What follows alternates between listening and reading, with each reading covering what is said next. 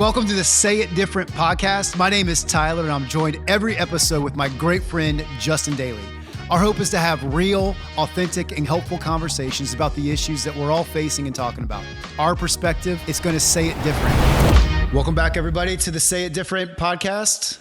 I'm Tyler. Justin. And we are... great friends. We're back. We're here. Yep. We have a new intro now. It throws me off every time. I don't really know where to pick up at. So just start. You just hit. You just go. Just start. I got a question for you. That's usually where this starts. Yeah. Well, it's true. You're prepared. I was recently at a lunch. I was at a restaurant that had a single bathroom like setup, right? Like it's a door with just a one bathroom setup. Unisex, I believe what they call that. Well, I had a men's. Oh, so men's and women's, but single. Yeah, it's like Starbucks has the two, I didn't know. I didn't know if we were like in like a gender discussion No, that I was at a place recently that had an all genders bathroom, and that kind of threw me for just a split second. It threw me, but I plowed through. I was in California and I had one that it was like a full like women coming out of the stalls with urinals, and it was all just because everybody can just do whatever they want. It was tough. That's mixed company. I went back to the. That's a lot. That's a lot. But I'm wondering, because it's very clear when you walk up to the bathroom, that this is a single toilet situation versus the door on the swivel. Right. You walk in, you know it's multiple. Yeah, it's got a handle lock. Yeah. So when you're in that situation, do you knock on that door every time before you open it, or you just try to open and hoping it's locked? I'm open. You're not a knocker. I'm not a patient person. No, I think if you didn't have the wherewithal to lock the door, then you deserve to be walked in on. Well, yeah, I hear that. I think protocol is to knock, but protocol is to lock the door. Protocol is, but you have a lot of trust in people because that's a 50-50 chance. I don't have trust, but I'm not embarrassed. But you would be if you were sitting down and that door flung open. Yeah, but that's their fault, not my fault. Well, here's what So say that again. It's their fault, not my fault. Great. So here's what's just fascinating to me. Please. Is when I open that door. Yeah. Before I don't knock, I just plow in because we got an emergency situation. Whoa! And your response is up. I'm sorry comes out of my mouth, not their mouth. Maybe we start saying you're sorry. Yeah, you're sorry. Yeah. So that's happened recently, and I caught myself saying I'm sorry, and I just didn't. I didn't know how I got there. One time I was at a friend's house, and I was actually an adult male, and I woke up and had to go to the bathroom, and it was a sit down, not a stand up. Yeah. Trying to be as appropriate as possible. It was like 3 a.m. Since when are we appropriate on I just, say it different? Well, I just didn't want to gross anybody out. Okay. So, so it was a sit down, not a stand up. And it was 3 a.m. So I didn't lock the door because it's 3 a.m. And that's my friend's mom comes in about 3 a.m. because she sees the light on. And we had a moment that we'll both not never forget. Did you make eye contact? It was so alarming. I thought I was getting murdered. Like, who's opening the door at 3 a.m.? She heard her rustling in the bathroom and had to investigate. I mean, the fan's on. I feel like it's pretty obvious what's happening in there, man. Yeah. Well, she was curious and had to take a peek. So based on the last episode, she was like Whiskers over there. She was very curious cat. Yeah. Curiosity, they say, is what killed the cat. And that is why we knock before we enter. Okay. I'm going to start knocking. Yep. Yeah. Good call. So you're right. It's just a situation. Just a situation. You win this one. It saves embarrassment from everybody. I hope it never happens again to me, but I'm sure it will because you've got to lock the door. Step 1 is lock the door if you're using the bathroom. Step 2 is you knock before you enter if you're coming into a new bathroom. Yeah. You want to say something, but you're not. I just feel like there's always a response if you've ever been walked in on. You're always just like a duck and cover. Is there any worse feeling? I don't think so. Well, because there's nothing more vulnerable than somebody walking in with you sitting on a toilet. I would submit. Yeah. I would rather have to streak across the UCF stadium at a homecoming game. Well, that's illegal. Than have to be walked in on using the bathroom. That's a hot take. I don't think I'd rather streak in front of 40,000 people. Well, it's only going to last a couple seconds, and you're tackled and you're out. Yeah. agree to disagree. I agree with you. We should knock. I don't think I want to be tackled naked in the middle of the I don't know if field. I believe it. It just felt like it needed to be thrown out there. No, I appreciate it. Just add to the conversation. Yeah, there's no bad ideas. It's a creative meeting. Yeah. For people to hear. I'm not sure what we're creatively thinking through right now. I'm really curious on the segue of where we're getting to. Well, there's no good segue from that. This just happened. I'm a little triggered. I got to work through my this is just a counseling session for Tyler. Okay. So I feel better about it. And now we can get into it. Yeah. Just had to get into the right mind frame. Knock before you open. Knock before you open. Yeah. Yep. Noted. Scripture says knock and the door will be opened. Unless it's a public restroom, and then I hope it's not open. Yeah. Because what's on the other side of that door is sin. And I don't want, sin is crouching at the door, and I don't want it to open. And crouching on the toilet. Yeah. We got a translation we're working on here that I kind of could track with. Yeah. I like it. I was recently thinking about my grandma, who's passed away, but my grandma, this is the transition. It's not a good transition if you have to announce it's the transition, but continue. Well, I know. Well, you were asking, I want to see how to transition. Okay. So no more funny. It was so good. I appreciate your clarity. You were in. I appreciate clarity because we're talking about your grandmother and now we're serious. It was such hold on. Yes. It was such a quick turn that you didn't even see it coming. But my grandma, just quick bio, is at 13, she's surviving the Great Depression. Wow. It forced her to become an orphan. Her parents couldn't afford her. She's raising her twin brother and sister at the time, who were probably like 8 or 9 years old. Fast forward, she gets married later on in life, and her husband serves in World War II and comes back from that experience a shell of a man.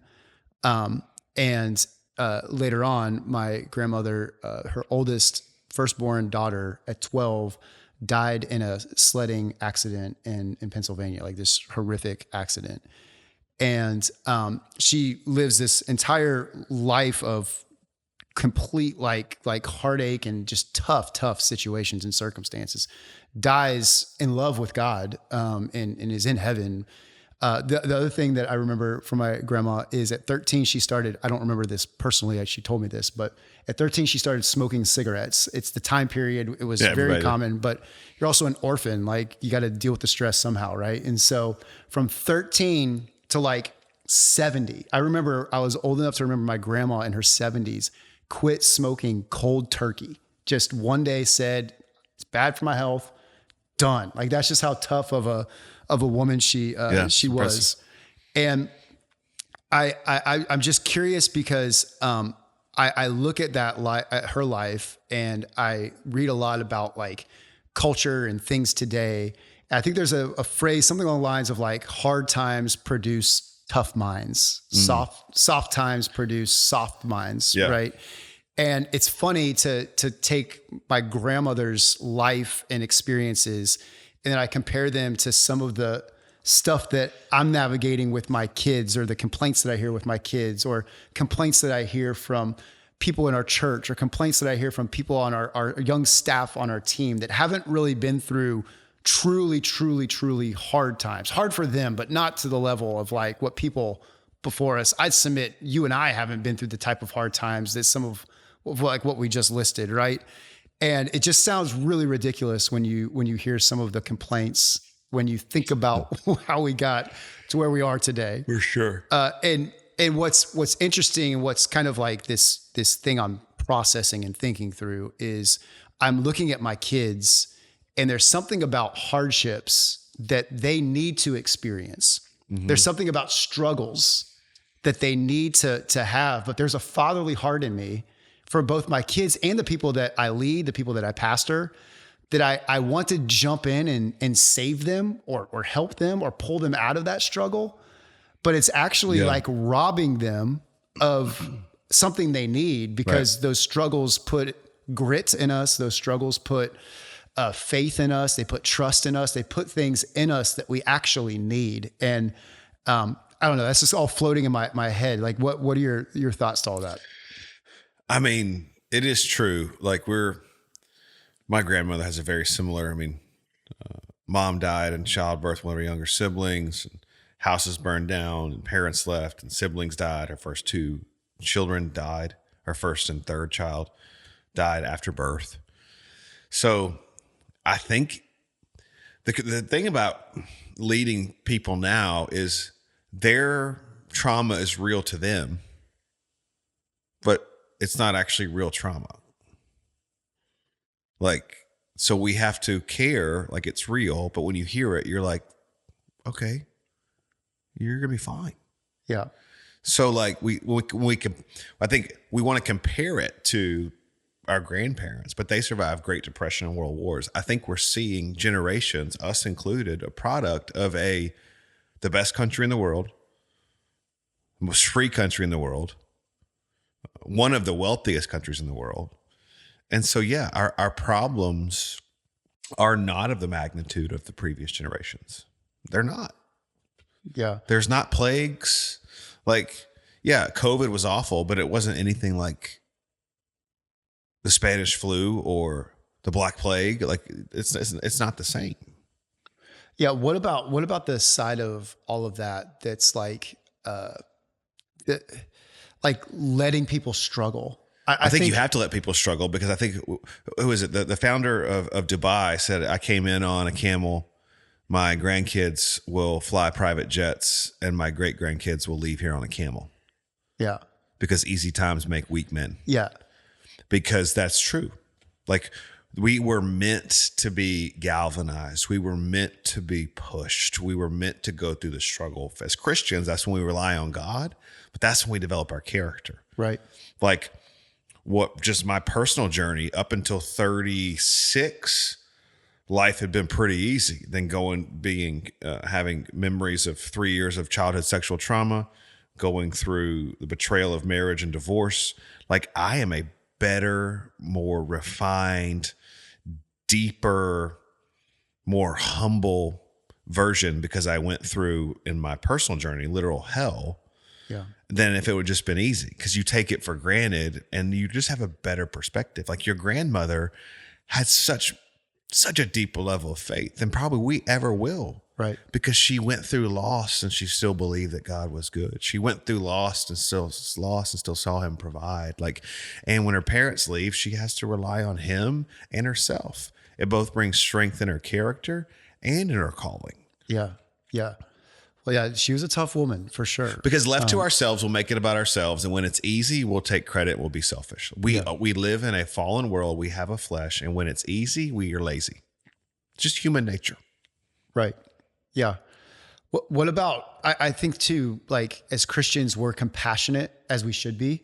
Mm-hmm. And I think that compassion can be misguided sometimes, where as somebody who is helping pastor people, I can jump in to fix somebody's problems sooner than I should, or I have a desire to, right? For sure. So what I can define in my head as help and what actually is the help they need can sometimes be two opposite things, and I think that's something that I'm interested in hearing you kind of dissect a bit, like. When do I know it's the right time to pull somebody or help pull somebody out of the struggle versus let them stay in it a bit because it's actually good for them to struggle through it, right? Like, I look at my own life and the hard times, whether it was financially, which we went through a really tough season, but when I look back on that, that's exactly what I needed to give us the budget, to give us the trust, to give us all the things that we have now. Yeah. That if I would have gone to the church or friends or family saying I need help financially and they gave it to me, it would have robbed me of that. Yeah. Right. So there's this line of what I needed during that time was people just saying they're praying for me. I'm with you. I'm here with you, not writing me checks, even though in the moment I felt like I needed checks. Yeah. As a leader, I mean, we're both pastors, which biblically is elders, which is an overseer, which means we can see things that people can't see, both because we've been spiritual authority and because we've probably lived more life experience or seen more life experience than most people because we've led thousands of people. For me, I never want to rob somebody of a growth opportunity. You know, trials, James says, produce perseverance, and perseverance produces endurance, and it produces maturity. So you never want to take hard things from people. So I think as an overseer, we see, is this dangerous? I need to help. Yeah. Is this detrimental to your future? I need to help. Is this just tough? I probably need to leave it. I'm going to help you through it. But you come to me and say, I need some help with the budget. Okay, well, do you actually, or do you need to change things? Right. So I think as leaders, we just ask more questions. Like, okay, we get this all the time with benevolence. Okay, I need $5,000 to pay my power bill and I'm 3 months behind on mortgage. Okay, well, how are you going to pay next month? Well, I don't know. Well, then me paying for that is not going to help you. Yeah. You got to figure that out. You're in a tough spot. Your kid needs a medical procedure. We're going to help you. You're in a tough spot because of financial decisions that you made or that you need to make differently because your situation changed. Like me coming in and rescuing you right now is not going to help you 6 months from now because you have no plan. My job is to come out and help you get a budget, help you get a job, help you get a different house. And so I think as leaders, we objectively pull ourselves out of the emotions of it and see, what is God trying to do? What is a development opportunity? What are we trying to learn or to teach in this moment? I just think we're solving bigger problems as opposed. What will happen is people will make their situation, what's an emergency to them, has to be urgent for us. And as leaders, we can never succumb to the idea that just because it's important to you means I have to solve it right now. And I think that's one of the key practices is patience, right? Like not feeling like I have to rush to a decision right now. Right. Because you got to fix it. Right. We do it with our kids. I've got to fix it. Yep. Got in trouble at school, call the teacher, it's your fault. No, maybe your kid's a punk. Yeah. If we have kids, we both have great kids, but they're not always great. Right. And so I'm not going to come in and save everything. Right. Like if you forget something, like, so this is a great example. This happened today. Like Bentley has forgotten projects before. Well, we go home and we pick it up, or I'll come back and bring it. Today, he forgot his PE uniform. He was out of school yesterday and thought, forgot what day it was and didn't realize he needed it today. And so he gets there, he's going to get a 0 in PE today. Well, I'm not solving that, buddy. That's your fault. Right. If it was going to be a detriment to your GPA and your future, well, I'm going to go home because I have time. Yeah. But today I'm going to teach you a lesson that you forgot it. Yeah. So you're going to be the odd one out wearing your school uniform when everybody else is in PE. Yeah. You need to learn a lesson. Now that lesson shouldn't cost you in the future. So I think that's our job as leaders. It's a really simple, silly example, but I think it's actually perfect because I took the cost of what does this decision make of me forcing you to walk through this embarrassment, walk through this failure. And it's good because the outcome's not bad, but you still learn that I'm not going to solve all your problems. Yeah. Yeah. The part of this principle that weighs the heaviest in the back of my mind, and this is more in my flesh than it is in my spirit, is thinking about my kids growing up and getting older and having to give more space to allow them to struggle. That's scary. Because that's going to be tough, right? Because when they're becoming young adults and when they're becoming actual adults, and that whole thing's going to shift where I have to watch more and suggest more and force less. Yep. That's where this is really going to get put to the fire. I got the best example in my parents, specifically my dad. And he just, as I transitioned to a man, he just asked a lot more questions because he just wanted to make sure I was coming back and having the conversation. So the win is the conversation and that you get to impart wisdom. The win as they become adults is not that they listen to everything you say. Yeah. It's that you have the relationship to have the conversation. Yeah. Yeah. How do you suggest, let's go back to this example of parenting's great, but let's look at the workplace. Okay. And you've got it's fun to joke around about it being ridiculous. It's fun to joke around about, grandma and grandpa had it this way. Kids don't even understand that way. But how do you really meet somebody whose perspective is limited because we only know what we've experienced? Yep. How do you kind of meet that? I'll use the language, the ridiculous complaints or the ridiculous experiences. How do you meet that in a way that's not dismissive? I think that we but still maybe challenge it. We right? never judge somebody's story because, like I said before, just because it is trauma to them. Right. But I think that we can do both. We can meet them and, oh my gosh, like I can't believe that happened to you. That somebody was mean to you in the 7th grade. And like that really affected you. And so I'm not being fake. I'm being empathetic. But I think at some point we have to teach but you have to work through that. Yeah. And we have to bring a broader picture to what's going on. So like back to my story, and it's the boys, but it's leadership. I tell my boys what you've gone through, the loss that you've gone through. You can be sad, but you can't feel sorry for yourself. That's a statement we say all the time, because you can feel sad because that's an emotion, that's a feeling. And there's some things that you should feel sad about. But the minute that you turn that into, I feel sorry for myself, you become a victim, you become lazy, and you become entitled. And I refuse to let them do that. I think it's the same people are leading. I understand your emotions, but what you're telling me is not validation for you to feel sorry for yourself. Yeah. So let's talk about why you're upset. And it's valid because that's how you feel and your feelings are valid. But just because your feelings are valid doesn't mean they're true. Well, that's and a I huge think distinction. we separate, I understand your feelings are valid, but they're not real. Yeah. They're real to you in this moment, but I'm just here to tell you that's not real. Yeah. Yeah. That's a great distinction for valid and true is something we say all the time. And sad, not sorry for yourself is huge in this generation and even our generation and just human nature. Because if we're not careful, we will get what the enemy does as we see our trauma or our relational discourse or what happened to us. And we get this tunnel vision that nothing else has ever happened to anybody. And I think as leaders and as parents, we have to broaden the perspective of there's lots of people that have it worse after we meet somebody in their time of need. So let me be very clear. Your feelings are valid. So sorry that happened to you. Sit, cry, grieve. But at a certain point in that conversation or weeks later, you have to be able to say, hey, what are the steps we're going to take out of this? Because have you ever thought about God's kind of protected you from a lot. If this is the worst thing you've ever walked through, you're going to be okay. Yeah. And how do we get there? Yeah. Yeah. How about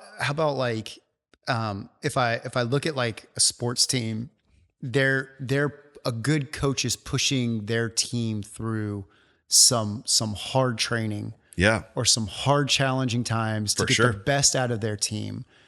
And if I take that same principle and I apply it to teams that I'm physically leading or kids that I'm physically shaping and leading, do I need to look to create hard times? For sure. So talk to me a little about that. What is that? Well, how could you ever teach a team how to handle conflict if you never have conflict in the meeting? Yeah. You should facilitate that, on an offsite or on a big team meeting. Hey, what's one thing that Tyler's doing great, and what's one thing he can improve on? And watch everybody squirm. I got to tell Tyler what he's not doing good. Yeah, because if you don't do that here in this safe team meeting, you're never going to do that with the volunteers and the staff that you lead. So yeah, we have to practice it. Yeah. I remember training for basketball and football and baseball. The off-season training was always worse than the in-season training. For sure. The intervals, the weightlifting, it was worse because we were training for something. So when it got to the game, it was this is easy because I just remember running for 3 hours, all off-season. And we have to look at ways leadership-wise to challenge those people, those exercises, those one-on-ones, those developmental moments, because if not, then we're never going to model for them what we expect them to do for others. Yeah. Yeah. Yeah. Just a lot in my head today, Yeah. We've covered a lot. Bathroom etiquette, opposition. Not before entering. Feelings are valid, doesn't make them true is probably something, if I could give anybody a gift through my story, is they were valid in the moment to me. But when I look back, oftentimes my feelings weren't true to the reality that I was walking in. They felt valid in the moment, but I look back and think, that wasn't true. Yeah. God didn't leave. Everybody's not against me. This is not the worst thing that ever happened to anybody.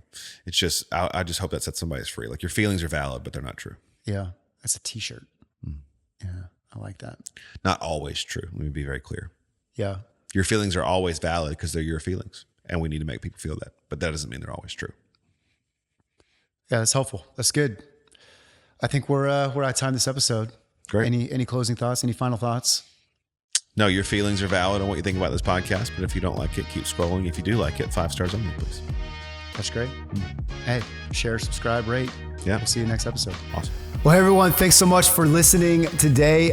Please subscribe for more content, and you can follow us at Say It Different Podcast.